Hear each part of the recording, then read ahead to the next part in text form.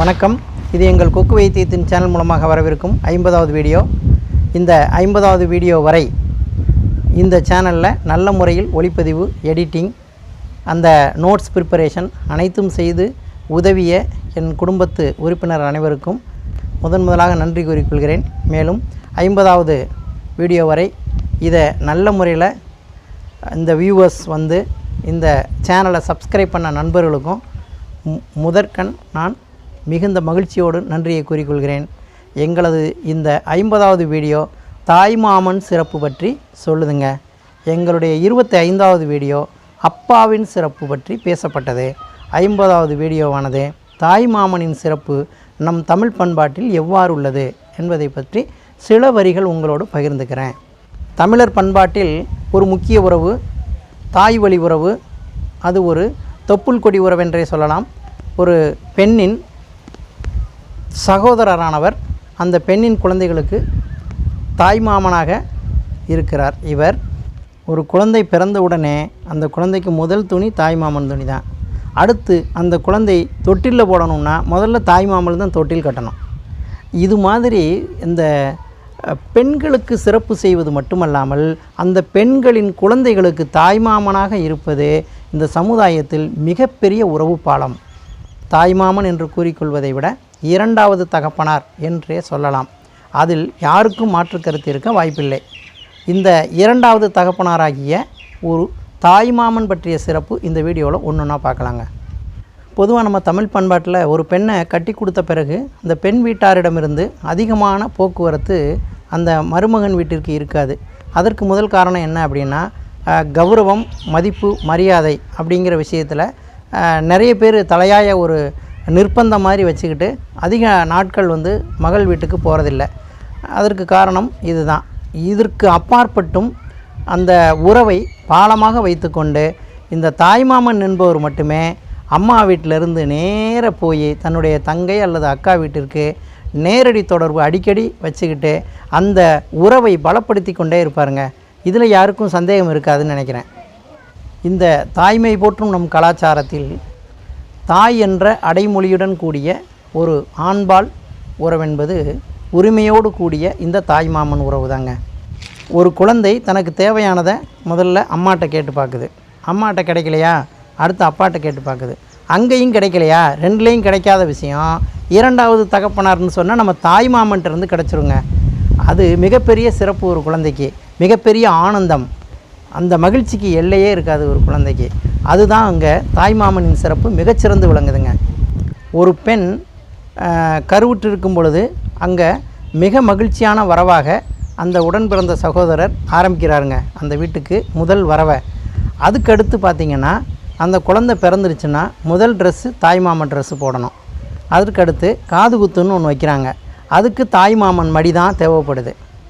அடுத்து மூணாவதாக பார்த்திங்கன்னா ஒருவேளை அது பெண் குழந்தையாக இருந்தது அப்படின்னா வயதிற்கு வந்த பருவத்தில் தாய்மாமன் தான் அந்த சாலை கட்டணும், அந்த குடில் கட்டி தரணும். அப்போ இந்த மிகப்பெரிய ஒரு சகோதரியின் பிள்ளைகளுக்கு சிறப்பு செய்யக்கூடியவர் இந்த தாய்மாமனாக இருக்கிறாருங்க. சரி, இதோடு நின்றுச்சா? அந்த குழந்தையினுடைய திருமணத்திற்கு தாய்மாமன் தான் மாலை எடுத்து கொடுக்கணும். அது மாதிரியான மிகப்பெரிய நம்ம பண்பாடு கலாச்சாரத்தில் ஒரு தாய்மாமனுக்கு மிகப்பெரிய அந்தஸ்தும் சிறப்பும் கிடைக்கப்பெறுதுங்க. ஆக தாய்மாமன் என்பவர் பெண்ணை கொடுத்தவுடன் அந்த வீடு நம்ம விட்டு போயிருச்சு அப்படின்னு நினைக்கவே தேவையில்லை. அந்த வீட்டில் யாராவது ஒரு ஆண்மகன் இருந்தால் அந்த பெண்ணை கொடுத்த இடத்துல அவன் அந்த உறவை நல்லாவே பாலம் மாதிரி மெயின்டைன் பண்ணுவாங்க. அதுதான் அந்த இரு வீட்டார் உறவையும் பலப்படுத்துதுங்க.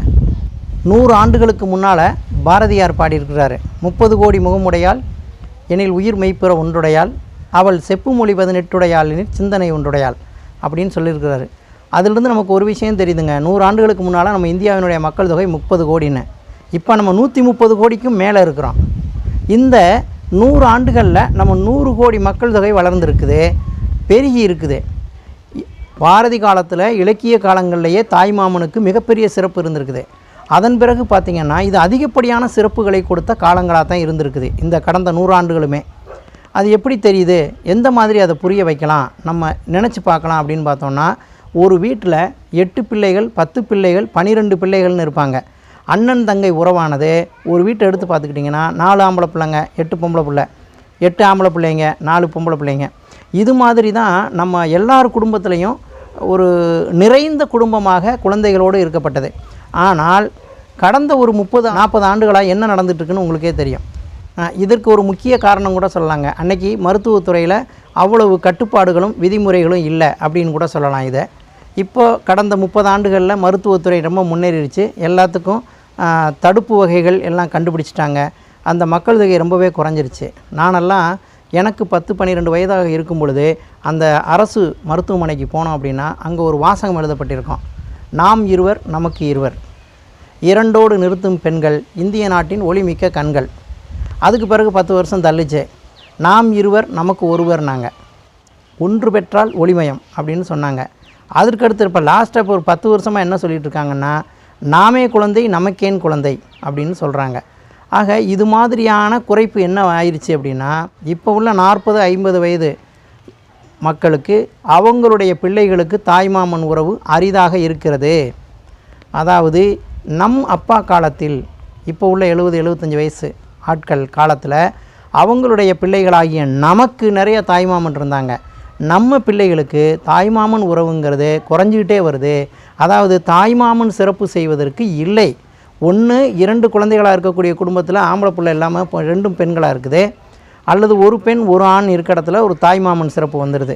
2 பெண்களாக இருக்க இடத்துலையும் தாய்மாமன் சிறப்பு இல்லை. 2 பிள்ளைகளும் ஆண் பிள்ளைகளாக இருந்தாலும் அங்கே அடுத்த வம்சத்திற்குரிய தாய்மாமன் சிறப்பு இல்லாமல் போயிடுது. இப்போது நிறைய இடங்களில் இந்த விழாக்களில் பார்ப்போம், தாய்மாமனுக்கு வர சொல்லுங்கன்னா அந்த பெண்ணின் சகோதரர் முறை உறவு கொண்ட வேறொருவர் தாய்மாமனிடத்தில் இருக்கக்கூடிய நிகழ்வுகளை நிறைய இடத்துல பார்க்குறோம். ஆக இதற்கெல்லாம் என்ன காரணம் அப்படின்னு யோசித்து பார்த்தோம்னா, இந்த 2 குழந்தைகள் ஒரு குழந்தை இது மாதிரியான நிகழ்வுகள் ஒவ்வொரு குடும்பத்தில் இருக்கிறதுனால அந்த சகோதரத்துவத்தை அந்த பெண் வீட்டிலிருந்து கொடுக்கக்கூடிய நிலைப்பாடு ரொம்ப ரொம்ப குறைஞ்சிருது. அதற்கு தாய்மாமன் இல்லை என்பதே பொருளாகி விட்டதுங்க. இந்த கிராமங்கள்லாம் பார்த்திங்கன்னா ஒரு பெண் குழந்தை இருந்ததுன்னா அந்த பெண் குழந்தைக்கு தாய்மாமன் இருக்கிறாருங்கிற ஒரு செய்தி மட்டும் நிறையா பையங்களுக்கு தெரிய ஆரம்பிச்சிருச்சுன்னா அந்த பெண்ணை கேலி செய்வதோ கிண்டல் செய்வதோ, இது மாதிரி இன்னும் சொல்கிறோம்ல ஈவ் டீசிங், இது மாதிரி செயல்பாடுகளோ அந்த பெண்ணுக்கு ரொம்ப ரொம்ப அந்த தொந்தரவுலேருந்து ரிலீவ் ஆகிடுறாங்க. அது மாதிரி தாய்மாமன் சிறப்பில் அவர் தன்னுடைய சகோதரியின் குழந்தைகளுக்கு மிகப்பெரிய பாதுகாவலராக இருக்கிறாருங்க. அது ரொம்ப ரொம்ப முக்கியம். இது தாய் தகப்பனாருக்கு மேற்பட்ட ஒரு படியாக இருந்து அவர் இந்த சமுதாயத்தில் சகோதரியின் குழந்தைகளுக்கு மிகப்பெரிய அரணாக திகழ்கிறார் என்பதில் யாருக்கும் மாற்று கருத்து இருக்க முடியாது. சில பேர் சந்தேகமாக கேட்பாங்க, பிறப்பினால் பெருமை வந்துருமா, இது என்னங்க சொல்கிறீங்க அப்படின்னு கேட்பாங்க. அவங்களுக்கெல்லாம் ஒரு பதில் என்ன அப்படின்னா, ஒருவர் சிறப்பான வாழ்க்கை வாழும் பொழுது, சிறப்பை வாழ்த்தும் பொழுது அந்த சிறப்புக்கு சொந்தக்காரர் பிறந்த பிறப்பையும் வாழ்த்தி தனங்க ஆகணும். அது உண்மைதானே?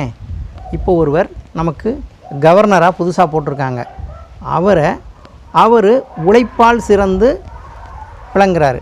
உழைப்பின் சிறப்பானது அவர் பிறப்பை பற்றி பேச வைக்குதுல்ல. அது மாதிரி உறவுகள்லையுமே நாம் சிறப்பாக வாழ்ந்தோம் அப்படின்னா சிறப்பான வாழ்க்கை அந்த பிறப்பையும் பெருமைப்படுத்தும்.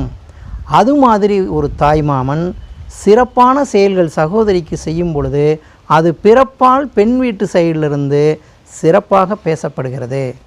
இக்காலகட்டத்தில் இந்த தாய்மாமன் சிறப்பை உணர்ந்தவர்களும் அனுபவித்தவர்களும் எப்படி இருப்பாங்க அப்படின்னு பார்த்திங்கன்னா, மினிமம் ஒரு 30 ஏஜுக்கு மேலே இருக்கிறவங்க தாய்மாமன்ட்டிருந்து நிறையா அனுபவிச்சிருப்பாங்க, அந்த சிறப்பையெல்லாம் பெற்றிருப்பார்கள். ஆனால் வருங்காலத்தில் நம் பிள்ளைகளுக்கு தாய்மாமன் உறவில் சிறப்பு இருக்குமா அப்படின்னு பார்த்தா தாய்மாமனே இல்லையே, அங்கங்கே சிறப்பு இருக்கும். ஒரு குழந்தை ஆயிடுச்சு, 2 குழந்தை ஆயிடுச்சு. அப்போது தாய்மாமன் 2 பெண் குழந்தை ஆகியிருந்தால் அங்கே தாய்மாமன் சிறப்பு இருக்க வாய்ப்பில்லை. அதைத்தான் நாங்கள் சொல்கிறோம். இது மாதிரி கூட்டு குடும்பமும் கலைஞ்ச மாதிரி இந்த குழந்தை குறைப்பானது தாய்மாமன் சிறப்பையும் குறைச்சிருச்சு அப்படிங்கிறதாங்க நிதர்சனமான உண்மை. இந்த தாய்மாமன் சிறப்பை பற்றி நிறைய இலக்கியங்கள் பேசியிருக்குது. நிறைய தாலாட்டு பாடல்களில் தாய்மாமன் சிறப்பை பற்றி சொல்லப்பட்டிருக்குது. திரைப்பட பாடல்களும் நிறையா பார்த்திங்கன்னா தாய்மாமனுக்கு அதிகமான முக்கியத்துவம் கொடுத்து நிறைய பாடல்களே வந்திருக்குதுன்னு உங்களுக்கு தெரியுங்க.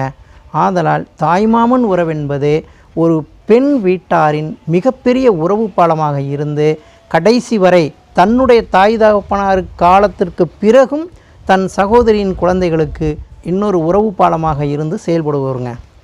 இன்னொரு மாற்று உறவாக இருந்து தன் தாய் தந்தையருக்கு ஈடாக ஒரு தாய்மாமன் பெண் கொடுத்த வீட்டாருக்கும் பெண் பிள்ளைகளுக்கும் அவர் ஒரு மிகப்பெரிய அரணாக இருப்பார் என்பதில் மாற்றமில்லை.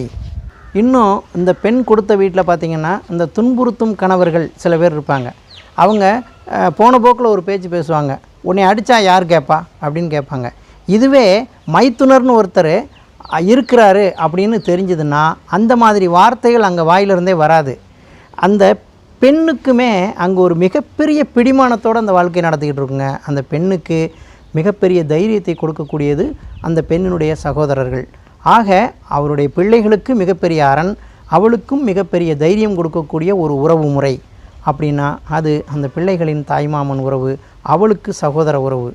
இந்த உறவு மென்மேலும் வளரணும். நம்ம சமுதாயத்தில் இன்னும் இந்த சிறப்பு குறையவிடாமல் பார்த்துக்கணும். அதற்கு நாம் ஏதாவது முடிந்தால் தாய்மாமன் சிறப்பை ஒவ்வொருத்தருக்கும் நம்ம சொல்லலாம். அந்த தாய்மாமன் சிறப்புங்கிறது குறைஞ்சிட்டே போகிற மாதிரி ஒரு நிலை இருக்குங்க. கூட்டு குடும்பம் எப்படி குலைந்ததோ அது மாதிரி தாய்மாமன் சிறப்பும் குறைஞ்சிட்டே வருது. ஆக இந்த வீடியோவின் சாராம்சம் சத்துக்கள் என்ன அப்படின்னு பார்த்தோம்னா, ஒரு குழந்தை பிறந்தது முதல் இறுதி வரை அந்த குழந்தைக்கு தாய்மாமன் சிறப்பும் தாய்மாமன் பரிசும் தாய்மாமன் கொடுக்கும் மிகப்பெரிய இன்பங்களும் தாய்மாமன் கொடுக்கக்கூடிய பாதுகாப்பும் அந்த குழந்தைக்கு மிகப்பெரிய அரணாக இருக்கிறது என்பதில் மகிழ்ச்சியே. அப்பேற்பட்ட தாய்மாமனை எப்பொழுதுமே குழந்தைகள் வணங்கி கொண்டே இருக்க வேண்டும். நமக்கும் தாய்மாமா இருந்தார் அப்படின்னா நாமளும் வணங்கலாம், அவருடைய ஆலோசனையை கேட்கலாம். இதனால தான் அந்த காலத்தில் என்ன சொல்லுவாங்கன்னா, ஒருத்தர் முத்தெடுக்க போகிறவர் தன்னுடைய உயிர்கயிற்றை மச்சினன்ட்ட தான் கொடுத்துட்டு போவாங்களாம். ஆக மைத்துனர் இருப்பவர் என்பவர் சகோதரி மட்டுமல்லாமல், சகோதரி குழந்தைகள் மட்டுமல்லாமல், சகோதரியினுடைய கணவருக்கும் ஒரு உயிருக்கு உத்தரவாதம் கொடுக்கக்கூடிய ஒரு மிகப்பெரிய இடத்திலும் அவர் இருக்கிறார் என்றால் அது மகிழ்ச்சியே. அவரை சிறப்பிப்போம், அவரை வாழ்த்தி கொண்டே இருப்போம், அவரையும் வணங்கலாம், தப்பில்லை நண்பர்களே. இந்த வீடியோவை பார்க்கும் நண்பர்கள் உங்களுடைய நண்பருக்கு ஷேர் பண்ணுங்கள், சப்ஸ்கிரைப் பண்ண சொல்லுங்கள். வணக்கம், வாழ்த்துக்கள்.